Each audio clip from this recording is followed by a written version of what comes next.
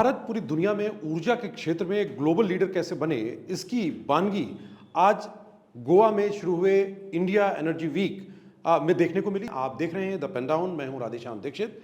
नमस्कार, आपका स्वागत है। जहां प्रधानमंत्री के साथ पेट्रोलियम और प्राकृतिक गैस मंत्री हरदीप पुरी ने भी और मुख्यमंत्री गोवा प्रमोद सावंत ने भी पुरजोर वकालत की और भारत की संभावनाओं को न केवल पूरे वैश्विक पटल के सामने रखा, बल्कि पूरी दुनिया से आए हुए तमाम जो नेतृत्व करता हैं, जो न केवल ऊर्जा के क्षेत्र में काम कर रहे हैं बल्कि पेट्रोलियम मंत्री हैं कई देशों के, उनके सामने अपनी बात रखी और भारत की एक बड़े उपभोक्ता होने के साथ में भारत में किस तरह से ऊर्जा के क्षेत्र में उत्पादन का काम हो रहा है, कैसे भारत जो है आत्मनिर्भर बनने की दिशा में आगे बढ़ रहा है, उसकी वानगी पेश की गई।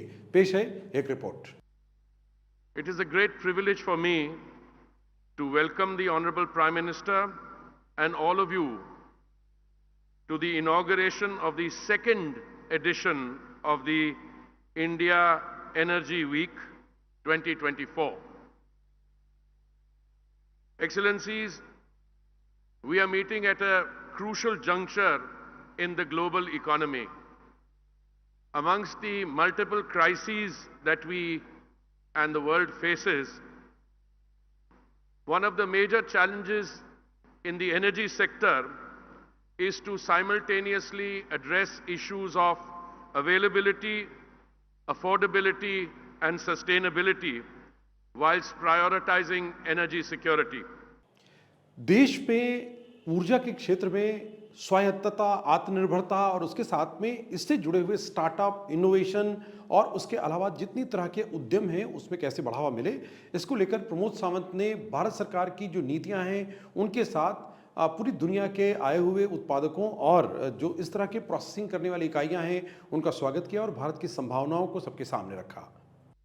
Further, Indian government has called to making the lifestyle for the environment a global mission to tackle the adverse effect of the climate change.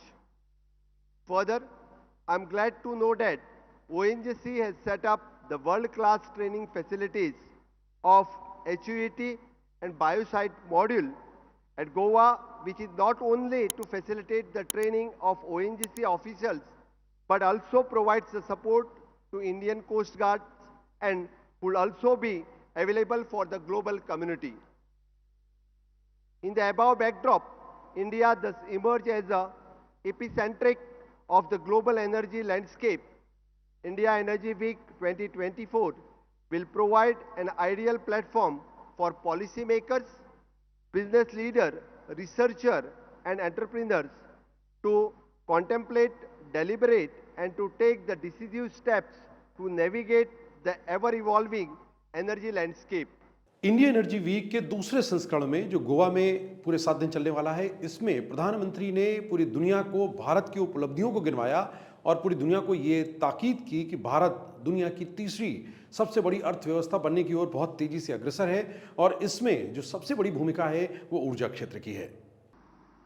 पूरी दुनिया से यहां आने वाले पर्यटक यहां की सुंदरता और संस्कृति से प्रभावित होते हैं।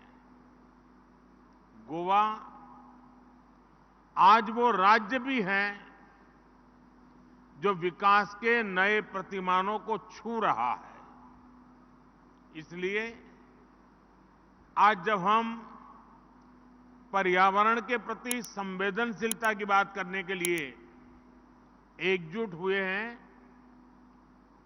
सस्टेनेबल फ्यूचर के बारे में बात करने जा रहे हैं, तो इसके लिए गोवा बहुत ही परफेक्ट डेस्टिनेशन है।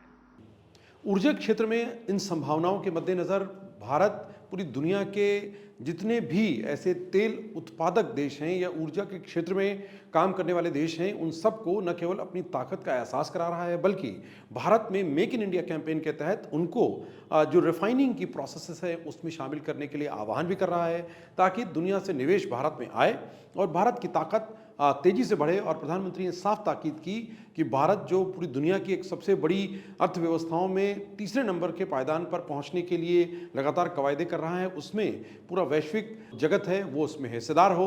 वित्तीय वर्ष के पहले 6 महीनों में ही भारत की जीडीपी दर 7.5% से अधिक हो गई है। ये दर ग्लोबल ग्रोथ को लेकर जो अनुमान लगाया गया है उससे भी बहुत अधिक है। भारत आज विश्व की सबसे तेज बढ़ती अर्थव्यवस्था है और हाल ही में आईएमएफ ने भी ये भविष्यवाणी की है कि हम ऐसे ही तेज गति से आगे बढ़ेंगे।